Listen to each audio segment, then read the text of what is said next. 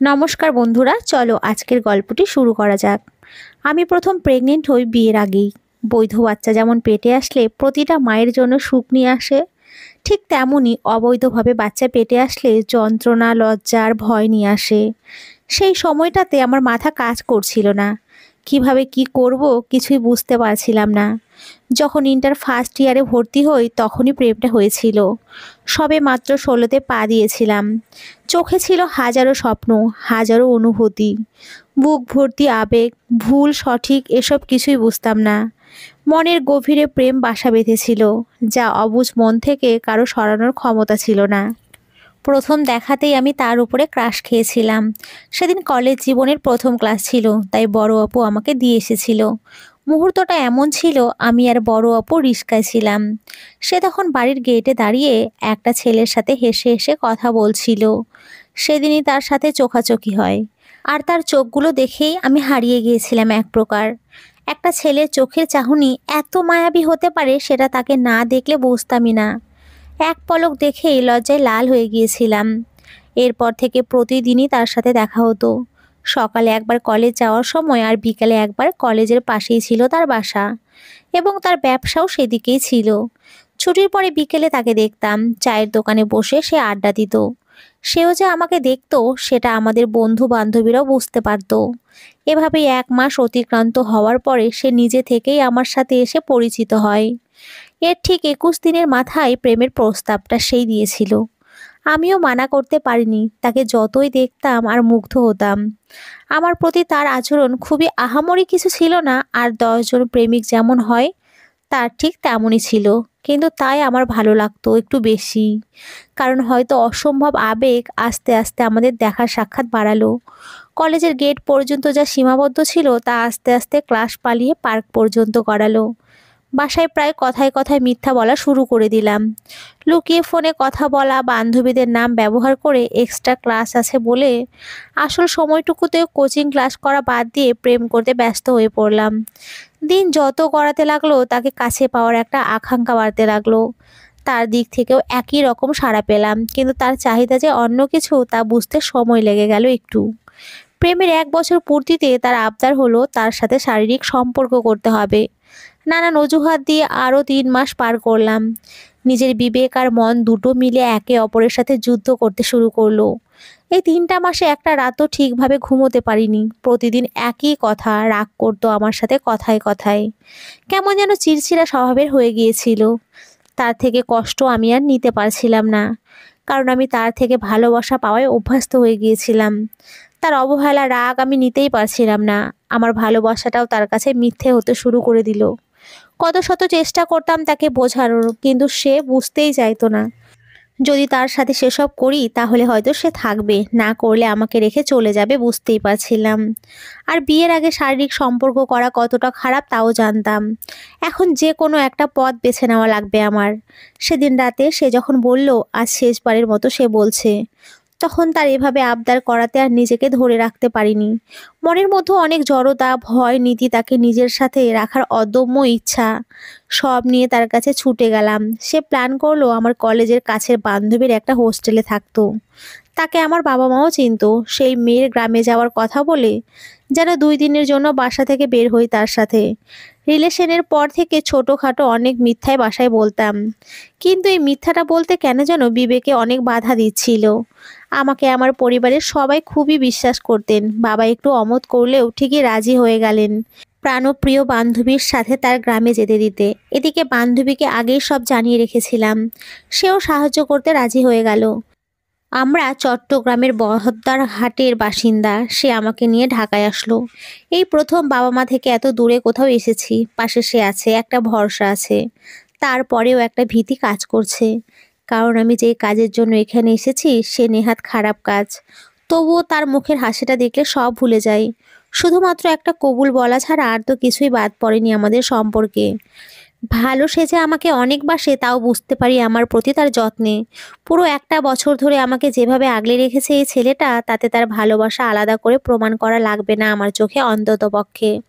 সেদিন আমরা ঢাকায় এসে ওর এক বন্ধুর বাসায় উঠলাম। বাসায় কেউই ছিল না যদিও। আমরা সারাদিন ঘোরাঘুরি করলাম। তার হাতে হাত রেখে হাঁটতে একটা আলাদাই শান্তি লাগছিল। বুঝতে বাকি রইল না এই হাত আমি ছেড়ে দিয়ে থাকতেই পারবো না। রাতে বাইরে থেকে খেয়ে আসলাম আমরা। এসে ফ্রেশ হয়ে নিলাম। আমি আরও পাশাপাশি বসে আছি। কেমন যেন একটা লজ্জা কাজ করছে, আর ভাবছি আজ প্রথম ও আর আমি একসাথে থাকবো। মনে হচ্ছিল এখন আমরা বিয়ে করে নিলেই তো পারতাম। ওর হাত ধরে বললাম, চলো না আমরা বিয়ে করে নেই। করব আর কিছুদিন পরে, তুমি ইন্টারটা শেষ করো। আমার ব্যবসাটা একটু ভালো হলেই তোমার বাসায় প্রস্তাব পাঠাবো। তোমার বড় আপু এখনো পড়াশোনা করছে, আমার মনে হয় না তোমাকে তার আগে বিয়ে দেবে। না হলে আমি এখনই তাই করতাম। ওর কথার যুক্তি বুঝতে পেরেছিলাম, সত্যিই তো বিয়ে দেবে না আমাকে এত আগে। মা বাবাকে বলতে গেলে হয়তো তার থেকে আমাকে দূরে সরিয়ে দেবে। রাতের গভীরতা বাড়ছিল, সেই সাথে তার আদরে ডুবে যাচ্ছিলাম। বিবাহ ছাড়া বাসর হচ্ছিল আমাদের। বৈধতা ছিল না, তবুও তার প্রতিটি স্পর্শে আমাকে মাতাল করে দিচ্ছিল সেই রাতে। হয়তো ভালোবাসা এত ছিল বলেই নিজেকে বিলিয়ে দিতে গিয়ে আর দ্বিতীয়বার ভাবতে হয়নি আমার। পরের দিন সকালে যখন চোখ খুলি তখন আমি তার বুকে মুখ গুজে শুয়েছিলাম। এতটাই শান্তি লাগছিল এই বুকে। তাকিয়ে দেখি সে আমার আগেই উঠে গেছে। আমার দিকে তাকিয়ে জিজ্ঞেস করলো, ঠিক মতো ঘুম হয়েছে ম্যাডামের? আমি লজ্জায় তার দিকে তাকাতেই পারছিলাম না। সকালে আমার প্রতি যেন তার ভালোবাসা আরো কয়েক গুণ বেড়ে গেছে। সে আমাকে একটা মেডিসিন দিল, খেতে আমিও খেয়ে নিলাম। কিছুক্ষণ পরে আমার কপালে একটা ছোট্ট চুমু দিয়ে বলেছিল, আজ আমাদের ভালোবাসা পূর্ণ হয়ে গেছে। অনেক ভালোবাসি তোমাকে। আজীবন পাশে থাকবে? থাকবো সব সময়। সেদিন আমরা সারা দিন ঘুরে ফিরে বাড়ি চলে আসলাম। তারপর থেকে আবার প্রতিদিনের জীবন শুরু হয়ে গেল। কিন্তু কিছুদিন ধরে দেখি সে আগের মতো আমার জন্য সকাল বিকেলে দেখা করতে ছুটে আসে না। কথা বলাও কমিয়ে দিয়েছে। আগের মতো খোঁজও নেয় না। জিজ্ঞেস করলেই বলে, আমাদের ভবিষ্যৎ ভালো করার জন্য এখন দিন রাত খাটতে হয় আমার। ভালোভাবে টাকা উপার্জন করতে না পারলে তোমাকে খাওয়াবো কি বিয়ের পরে? তার এরূপ ব্যবহারে আমাকে অনেক কষ্ট দিতে শুরু করে। কিছুই বলতাম না। এভাবেই 2 মাস কেটে যায়। আজ 17 দিন সে আমার সাথে না দেখা করেছে না ফোন করেছে। আমার শরীর একটু একটু খারাপ লাগতে শুরু করে। আর মন আরও খারাপের মাঝে দিয়ে পিরিয়ডও হলো না। আমার রক্ত শূন্যতার সমস্যা আছে বলে মাঝে মাঝে পিরিয়ডের ডেট মিস হতো।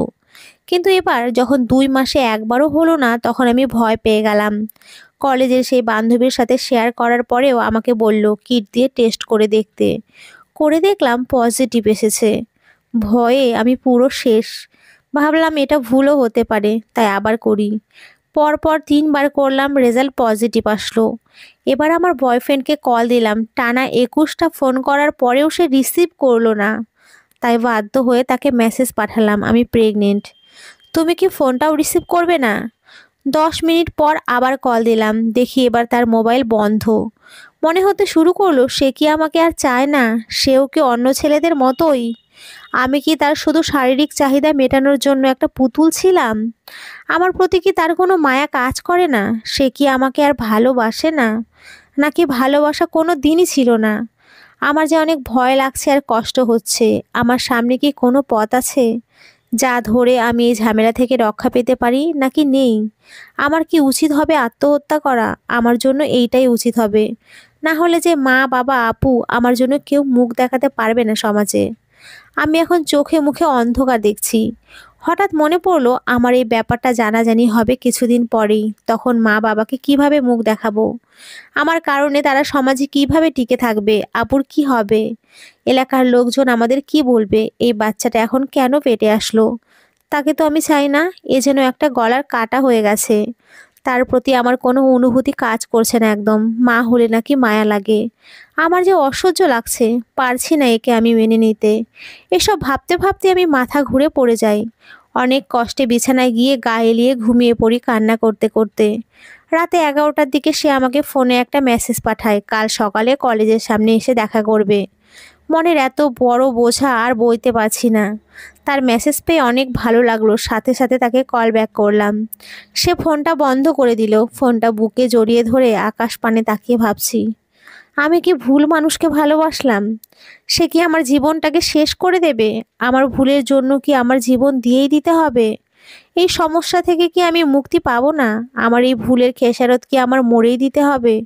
নাকি অন্যভাবে? কি করব আমি? সারা রাত কোনো মতে পার হলো। সকাল সকাল কলেজ টাইম না হতেই আমি চলে গেলাম। গিয়ে দেখি সে আসেনি। এভাবেই ১ ঘন্টা, ২ ঘন্টা, ৩ ঘন্টাও পার হয়ে গেল। কলের ওপরে কল দিচ্ছি তাকে, কিন্তু সে ধরছে না। প্রায় সকাল শেষ হয়ে আসতে চললো, কিন্তু তার আসার নাম নেই। এবারে আমি রাস্তার ধারে বটগাছটার সাথে দাঁড়িয়ে শব্দবিহীন কান্না করতে শুরু করলাম। মাথাটা খুব বেশি পরিমাণে ঘুরতে শুরু করেছে। পেছন থেকে কে যেন এসে আমার কাঁধে হাত রেখেছে। কিন্তু ঘুরে দেখার আগেই আমি অবচেতন হয়ে পড়ি। যখন জ্ঞান ফেরে তখন নিজেকে হাসপাতালের বিছানায় আবিষ্কার করি। নিজের বাচ্চাটাকে অ্যাবর্শন করে শান্তি লাগছিল অনেক। কারণ সে তো অবৈধ ছিল। মনে হচ্ছিল একটা আস্ত বড় পাথর যেন আমার বুক থেকে কেউ নামিয়ে দিয়েছে। আমার তো তার জন্য কোনো অনুভূতি কাজ করছিল না। আচ্ছা, অবিবাহিত অবস্থায় বাচ্চা পেটে আসলে মায়া লাগে? মনে হয় লাগে না। আমার লাগেনি, তখন সম্মানটাই আগে আসে। মা বাবার কথা, নিজের কথা, এগুলোই তো মনে পড়ে। যেই সন্তানকে দেখিনি তার জীবন না থাকলেও আমার কিছুই যাবে আসবে না। তা আমি ঠিক মতোই বুঝতে পেরেছিলাম। এই তো ঠিক ২ ঘন্টা আগের কথা। নিজেকে হাসপাতালের বিছানায় আবিষ্কার করি। যতটুকু মনে পড়ছে, আমি রাস্তায় দাঁড়িয়ে আমার বয়ফ্রেন্ডের জন্য অপেক্ষা করছিলাম। করতে করতে একটা সময় মাথা ঘুরতে শুরু করে, হাত পা কাঁপছিল। যখন দেখি ও আসছে না, ঠিক কিছুক্ষণ পরে আমার কাঁধে কারো হাতের স্পর্শ অনুভব করতে পেরেছিলাম। কিন্তু তখন চোখে মুখে অন্ধকার দেখছিলাম। পেছনে ঘুরে তাকানোর মতো শক্তি পাচ্ছিলাম না। তার উপরে রোদের তীর্যকতা, সব মিলে আমি সেই অবস্থা রাস্তার মধ্যেই অবচেতন হয়ে পড়ি। হসপিটালে জ্ঞান ফেরার পরে নার্স বলল, কেমন লাগছে এখন? ভালো। আমাকে কে নিয়ে এসেছে? আপনার স্বামী। বুঝতে পারলাম ও হয়তো এনেছে আমাকে। আর হাসপাতালে স্বামী বলেই পরিচয় দিয়েছে। কোথায় উনি? বাইরে আছে, একটু ডেকে দেবেন? দিচ্ছি বলে না চলে গেল। ও ভিতরে এলো। অ্যাবর্শন করাতে হবে। হ্যাঁ, কেমন আছো তুমি? ভালো। আমি কেমন আছি জিজ্ঞেস করবে না? ও হ্যাঁ, তুমি সুস্থ হয়েছো এখন? কথার ধরনটায় আমার খুব কষ্ট লাগলো। শরীর ভালো না লাগা সত্ত্বেও বললাম, চলো তাহলে। ডাক্তার আসে এখনো আমি সব করে রাখছি। অ্যাবর্শন করতে গেলাম। একটা মধ্যবয়সী নার্স আমাকে বেশ কিছুক্ষণ দেখলো তাকিয়ে। এরপর জিজ্ঞেস করলো, আসলে বাচ্চাটা ফেলে দেবেন? আমি একটু চমকে উঠলাম। উনি আবারও বললেন, বাচ্চা তো আল্লাহর রহমত। আপনাদের মনে হচ্ছে প্রথম বাচ্চা, এটা রাখতেই পারতেন। ওনার কথা শুনে ডাক্তার একটা ধমক দিয়ে বলল, এইখানে তোমার কাজ শেষ, যাও। সে কিছু না বলে চলে গেল। অ্যাবর্শন হয়েও গেল। আমার শরীরটা কাঁপছে, কিন্তু মনটা হালকা হয়ে গেল। মাথা থেকে একটা বোঝা পড়ে গেছে এমন লাগছে। আমার বয়ফ্রেন্ড আমাকে একটা রিক্সা করে বাড়ি পর্যন্ত দিয়ে গেল। রাস্তায় কেউ কারোর সাথে একটা কথাও বললাম না। আমি শুধু অবাক হলাম ওর আচরণে। এই ছেলেটা আমাকে ভালোবাসে না। ভালোবাসলে এরকম আচরণ কিভাবে করছে? ওর কি মায়া লাগে না আমার জন্য? তাহলে এত পাষাণের মতো করছে কেন আমার সাথে? আমি কি ওকে পাওয়ার জন্য আপ্রাণ চেষ্টা করছি না? আমার ভালোবাসায় কি কোনো কমতি ছিল? আর ১০ জন মেয়ে প্রেম করতে গিয়ে যা না দেয় আমি তো তাও দিয়ে দিয়েছি। আমার সম্মান, আমার সবই তো ওকে দিয়ে দিয়েছি আমি। আর কি বাকি আছে? কোনো রকমে গোসল করে এসে শুয়ে পড়লাম। মা আপু খেতে ডাকলো অনেকবার। আমি উঠে যাওয়ার মতো শক্তি পাচ্ছি না। ঘুমিয়ে পড়লাম কখন নিজেও বুঝতে পারলাম না। জীবনটা অনেক বিষাক্ত হয়ে গেল। দিন যায়, কিছুই ভালো লাগে না। মনে হয়েছিল অ্যাবর্শন করার পরে খুব ভালো লাগবে, কিন্তু না, তা হয়নি। ও মাঝে মাঝে যোগাযোগ করতো, আবার মন না চাইলে অনেক অনেক দিন করতো না। একটা সময় আমি চেষ্টা ছেড়ে দিলাম জোরপূর্বক যোগাযোগ করার। ও চাইলে কথা বলতাম, নক চাইলে বলতাম না। দেখতে দেখতে ৪টা বছর কেটে গেল। আমার আপুর এর মাঝে বিয়েও হয়ে গেল। তার স্বামীরা ২ ভাই ১ বোন, বেশ উচ্চ শিক্ষিত আর ভালো একটা পরিবারে আমার বোনের বিয়ে হলো। সে বেশ সুখে আছে, একটা পরীর মতো মেয়েও হয়েছে আপুর। আমার পরিবারে এখন বাবা মা আর আমি আছি। একদিন দুপুরে আপু আর দুলাভাই এসেছে, বাবা দাওয়াত করেছিলেন। আমরা সবাই মিলে খাচ্ছি। তখন দুলাভাই বললেন আমাকে দিয়ে তার ছোট ভাইকে বিয়ে করাতে চান। কথাটা শুনে আমার গলা দিয়ে আর খাবার নামছে না। বাবার দিকে তাকিয়ে দেখি তার মুখে একটা হাসি ফুটে উঠল। মারও চেহারায় একই অভিব্যক্তি। বাবা জানতে চাইলেন তাদের বাসায় সবার আমাকে পছন্দ কিনা। আপু বললেন সবাই পছন্দ করে, আমাকে তারা চাইলে আমাদের আংটি সামনের শুক্রবারে পরিয়ে পাকা কথা করে দিয়ে যাবে। আপু, বাবা মা তারা আমাকে একটাবার কিছুই জিজ্ঞেস করলো না। দুলাভাই আমাকে জিজ্ঞেস করতে বলায় তারা বলল আমার জন্য তাদের মতামতই সব। আমি একটা মিনিটের জন্য মুখে হাসি ফোটাতে পারলাম না। আপু দুলাভাই যাওয়ার পরে আমি ওকে ফোন দিলাম। রিং বাজলো অনেকবার, কিছুক্ষণ পরে বন্ধ করে দিল ফোনটা। আমি খাটে বসে বসে কান্না করলাম। আজ ভাবছিলাম আগে জীবনটা ভালো ছিল, এখন কেমন যেন হয়ে গেছে। আমি ওকে এখনো ভালোবাসি, ও তো অন্য কারোর সাথে নেই। তাহলে সম্পর্কটা আর আগের মতো নেই কেন? আমাদের মাধুর্যহীন সম্পর্ক কেন? হঠাৎ করে এমন আমি কি করলাম যে ওর অপ্রিয় হয়ে গেলাম? আমার সব তো ওকে আমি দিয়েই দিয়েছি। এই অবস্থায় অন্য একজন পুরুষকে কিভাবে বিয়ে করব? এ তো সম্ভব না। আমার মনে তো ওই ছিল, আছে, আর হয়তো ভবিষ্যতেও থাকবে। এমন সময় যদি ও ফোন না ধরে কি করব আমি? ও যদি ঠিক না থাকে তাহলে বাসায় কি করে ওর কথা বলবো? সিদ্ধান্ত নিলাম কাল ওর বাসায় যাব। সকালে ভার্সিটিতে না গিয়ে ওর বাসায় গেলাম। দারোয়ান বলল ও বাসায় নেই, ওর অফিসে চলে গেলাম। গিয়ে দেখি ও সেখানে নেই। রিসেপশনের মেয়েটা বলল স্যার একটু পরে আসবে, উনি মিটিংয়ে গেছেন এক কোম্পানির সাথে। আমি বসে অপেক্ষা করতে শুরু করলাম। এখন ওর ব্যবসা অনেক বড় হয়ে গেছে, ব্যস্ত থাকে বুঝি। তারপরেও মন মানতে চায় না, সব আগের মতো করে পেতে চাই। প্রায় ঘন্টা খানিক পরে ও এলো, আমাকে দেখে কেবিনে নিয়ে গেল। আমি রুমে ঢুকে ওকে জড়িয়ে ধরে কান্না করে দিলাম। কাঁদতে কাঁদতে বললাম, আপু ভাই রিশাদ ভাইয়ের সাথে আমাকে বিয়ে দিয়ে দিতে। ও শান্ত গলায় জিজ্ঞেস করলো, তুমি কি চাও?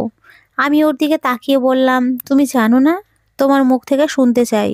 আমি তোমাকে ছেড়ে থাকতে পারবো না। তুমি আমাকে বিয়ে না করলে আমি মরে যাব। বাসা থেকে বিয়ের ডেট ফিক্স করেছে। আগামী শুক্রবার তারা আংটি পরিয়ে যেতে চাচ্ছে।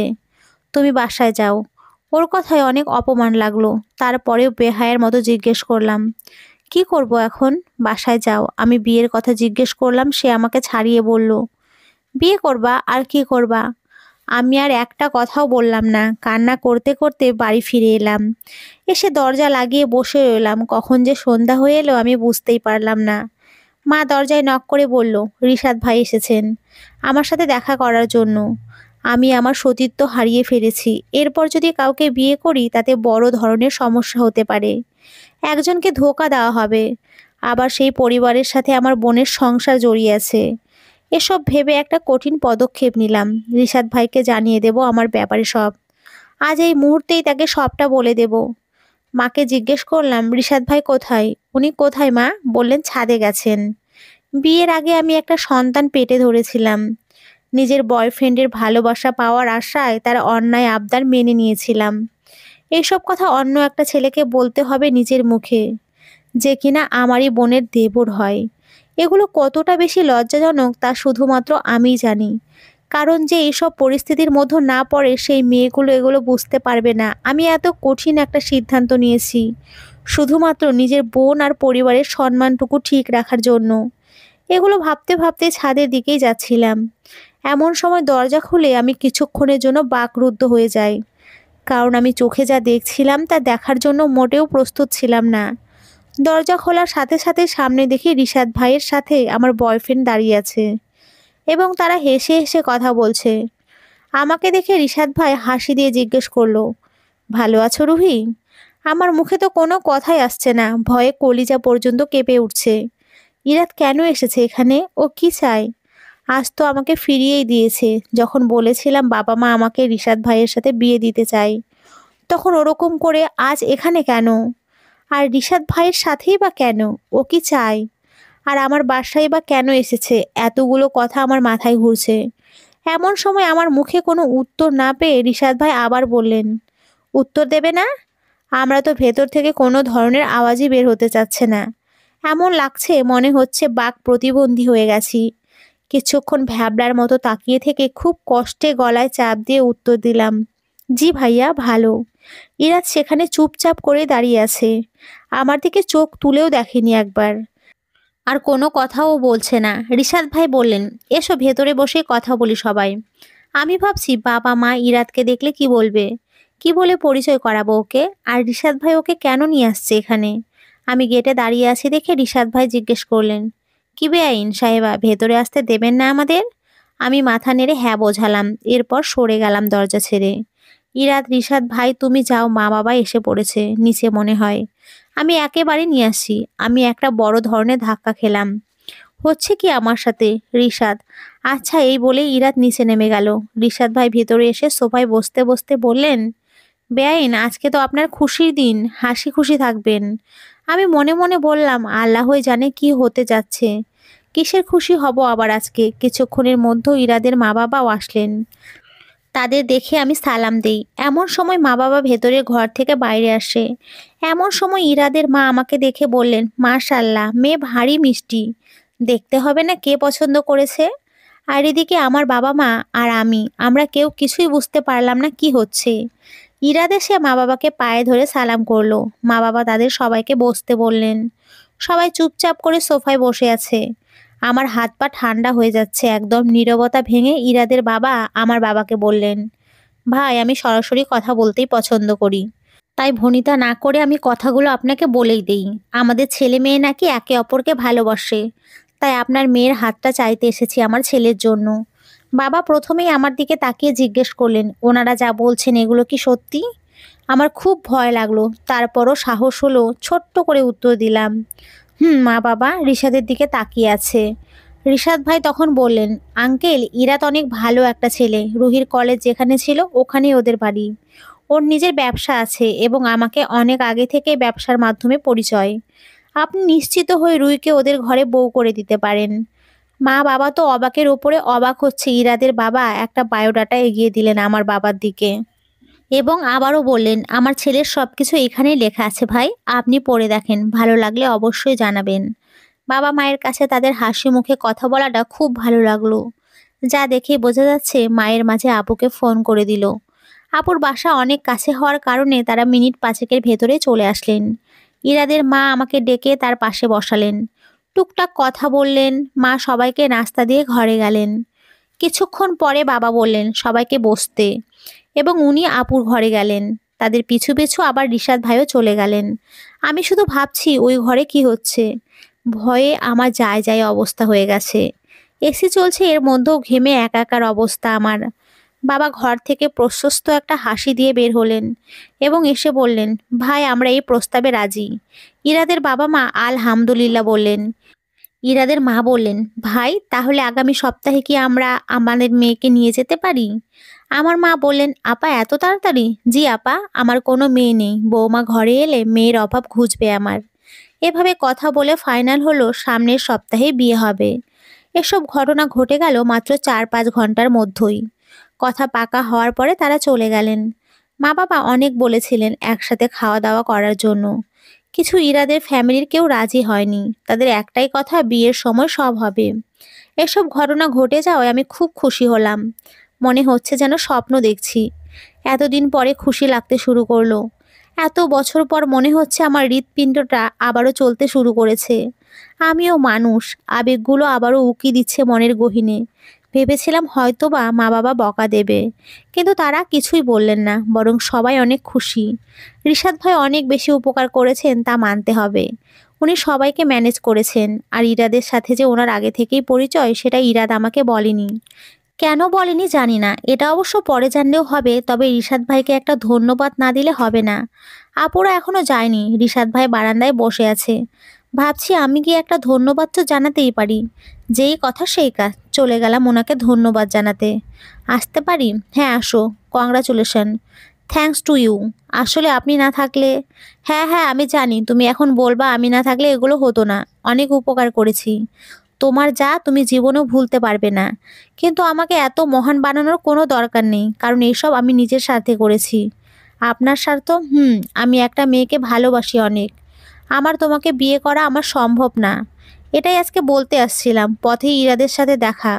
ও তখন আমাকে বলে যে আমি কোথায় যাচ্ছি। আমার বাসায় নাকি যাচ্ছিল আমাকে খুঁজতে। আমার সাথে জরুরি কথা বলার আছে। তখন কথায় কথায় সব কথা এসে গেল। আর আমি চিন্তা করলাম, যেহেতু ইরাদকে আমি চিনি, ও কেমন, আর তোমাকেও চিনি, তাহলে তো তোমাদের এক হওয়ার একটা ছোট্ট সাহায্য করতেই পারি। ব্যাস, বাকি ঘটনা তোমার সামনেই। সবগুলো কথা শুনে ভালো লাগলো। অন্তত পক্ষে ইরাদ আমাকে ভালোবাসে এটা বুঝতে পারলাম। আমাকে নিয়ে ওর চিন্তা হয় তাও বুঝতে পারলাম। আরও অবাক হলাম যখন ইরাদ বাসায় গিয়ে একটা মেসেজ দিল। আমি যেন তাড়াতাড়ি খেয়ে ঘুমিয়ে পড়ি। খুব ভালো লাগলো ওর এই যত্নটা। আজকের রাতটা অনেক দিন পর এলো আমার জীবনে। কত রাত ঠিকমতো ঘুমাইনি, আজ একটা আনন্দের অনুভূতি নিয়ে ঘুম দিলাম। ঘুম ভাঙলো 11টায়। একটু বেশি ঘুমিয়ে পড়েছি, ক্লাসেও আজ আর যাওয়া হলো না। আমাকে উঠতে দেখে মা জিজ্ঞেস করলেন, উঠেছিস? হ্যাঁ মা, আজকে দেরি হয়ে গেল, ক্লাসেও গেলাম না। কিছু হবে না রে মা, আর মাত্র কয়েকটা দিন বাসায় আছিস, ঘুমিয়ে নে, ক্লাস পরে, বাবা পাশ থেকে বললেন। শোনো, আমাদের মেয়ের ভাগ্য ভালো, কাল দেখলে না ওর হবু শাশুড়ি ওকে কত আদর করলো। তোমার মেয়েকে না ঘুম পাড়িয়ে রাখবে না তারা। মা তখন বললেন, নিজের পেটে ধরেছি মেয়েকে, আমার চিন্তা কি আর আপনি বুঝবেন? অনেক মমতা মাখা কণ্ঠে কথাটা বললেন মা। কেন, মেয়ে কি আমার না? আপনারও অবশ্যই, কিন্তু একটা মা বাচ্চা পেটে আসার পর থেকেই ওকে নিয়ে কত স্বপ্ন দেখে, কত রকমের পরিকল্পনা করে। নারী ছেঁড়া ধন এরা। মায়ের ভালোবাসা আর চিন্তা বাবারা কি আর বুঝবে? সন্তান পেটে থাকার সময় ওকে আগলে রাখার একটা টেনশন কাজ করে, এটা মায়েদেরই বেশি হয় বাবাদের থেকে। প্রত্যুত্তরে বাবা বললেন মাকে, আচ্ছা আচ্ছা, আপনি জিতলেন, আমি হারলাম। কথাগুলো কেমন যেন আমার কলিজায় লাগছে, সেখানে আর বসে থাকতে পারলাম না। আমি, আমার চোখে পানি চলে এলো। তাড়াতাড়ি করে বিছানা ছেড়ে বাথরুমে চলে এলাম, দরজা আটকে খুব কান্না করলাম। কানের কাছে সবগুলো কথা বারবার বাড়ি খাচ্ছে। অনেক খারাপ লাগছে আমার এভাবে। আমার চোখে পানিটা কেন এলো বুঝলাম না। বাচ্চাটাকে আমি এই দুনিয়ার আলো দেখার আগে শেষ করে দিয়েছি। দেখে একটা অপরাধ বোধ থেকে এমন হলো, নাকি মায়ের প্রতি ভালোবাসায় কান্না চলে এলো, ঠিক বুঝে উঠতে পারিনি। নতুন বউ সেজে বাসর ঘরে বসে আছি স্বামীর অপেক্ষায়, কিন্তু তার আসার নাম নেই। কারণ কি বুঝতে পারলাম না। তবে ওর কাছে আমার শরীরটা পুরনো হয়ে গেছে বলেই কি ও আসতে দেরি করছে? আজকের রাতটা নতুন দম্পতিদের জন্য কতটা বিশেষ, এগুলো কি কিছুই ইরাত বোঝে না? কথাগুলো রুহি ভাবছে। রাত 10টা 30 বেজে যাওয়াতেও সে আমাদের এই নতুন জীবনের সূচনায় আমার সাথে একটা বারের জন্য দেখা দিতে আসেনি। অপেক্ষা করতে করতে প্রায় 11টা 20 দিকে বিছানা ছেড়ে উঠে চেঞ্জ করে আসলাম। এসে দেখি ইরাত ইজি চেয়ারে বসে আছে। এত দেরি হলো কেন, কোথায় ছিলে? একটু বাইরে ছিলাম বন্ধুদের সাথে। শরীরটা ভালো লাগছে না, আর পা ব্যথা করছে। ফ্রেশ হবে না? হ্যাঁ যাচ্ছি। ইরাত ফ্রেশ হয়ে এসে দেখে রুহি দাঁড়িয়েই আছে খাটের পাশে। ঘুমাও রুহি, আমিও ঘুমাই, এই বলে ইরাত বিছানায় এসে লাইট বন্ধ করে শুয়ে পড়ল। রুহিকে বউ করে তো এনেছে, কিন্তু মনে তেমন অনুভূতি কাজ করছে না আর ওর জন্য। আর সত্যি বলতে মেয়েটা শুধু ওকেই চেয়ে এসেছে সব সময়। কিন্তু ও তোর শরীরটাকে পাওয়ার পর ওর থেকে অনুভূতিগুলো হারিয়ে ফেলেছিল বলে কতজনের সাথে কত কি না করলো। আপাতত ওসব করার ইচ্ছা হচ্ছে না, তাই চুপচাপ শুয়ে থাকা ইরাদের ভালো মনে হচ্ছে। কিছুক্ষণ পর ইরাদ অনুভব করতে পারলো ওর পায়ে নরম কিছু স্পর্শ। তাকিয়ে দেখে রুহি ওর পায়ে তেল মালিশ করে দিচ্ছে। আরে কি করছো এগুলো? তোমার পায়ে ব্যথা, তাই মালিশ করছি, একটু আরাম পাবে দেখো। দরকার নেই, এভাবেই ঠিক হয়ে যাবে। উফ, তুমি ঘুমাও, আমি দিচ্ছি, এই বলে রুহি মালিশ করে দিল। পায়ে পাতা এত আরাম দিয়ে টিপে দিল যে কিছুক্ষণের মধ্যে ইরাদ ঘুমিয়ে পড়ল। মাঝ রাতের দিকে ইরাদের ঘুম ভাঙল। চোখ ডলে উঠে বসতে নেবে, তখনও তাকিয়ে দেখে ওর পায়ের মধ্যে রুহির হাত বুঝতে বাকি রইল না। পায়ে মালিশ করতে করতে এখানেই মেয়েটা ঘুমিয়ে পড়েছে। ইরাদ ঘড়িতে দেখে 4টা বাজে। সারাটা রাত রুহি এভাবেই ওকে তেল দিয়েছে। মনের ভেতরটা কেমন যেন করতে শুরু করলো। আজকে অনেক দিন পরে রুহির জন্য ইরাদের মনটা ঘামলো।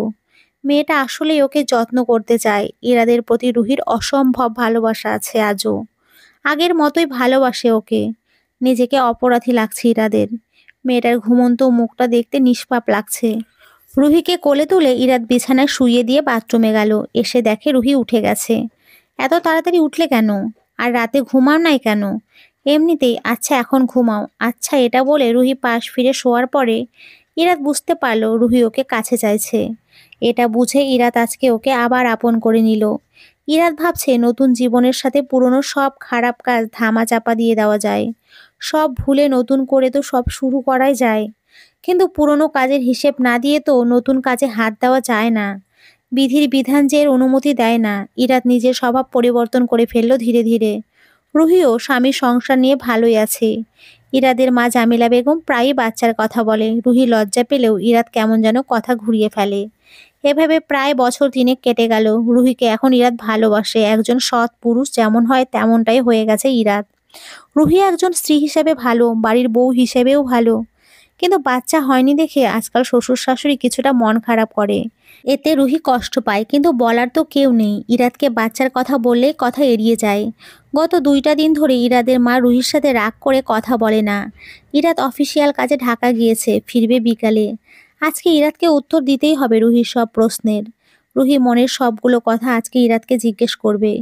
বিকালের দিকে ফোন আসলো রুহির মোবাইলে ইরাদের নাম্বার থেকে। রুহি রিসিভ করতে পাশ থেকে এক অচেনা লোক ফোন রিসিভ করে বললেন, ইরাত মাথা ঘুরে পড়ে গেছে, তাই হাসপাতালে না হয়েছে ওকে। রুহি আর ইরাদের মা বাবা সবাই মিলে সাথে সাথে হাসপাতালে গেল। ডাক্তার অনেকগুলো টেস্ট দিয়েছে। ইরাদের চোখ মুখ দেখে খুব অসুস্থ লাগছে। রুহি জামিলা সবাই কাছে অঝরে। একদিন হাসপাতালে থাকার পরে সেই সকল টেস্ট ডাক্তার কিছুই পায়নি, দেখে বলল অন্য ডাক্তার দেখাতে।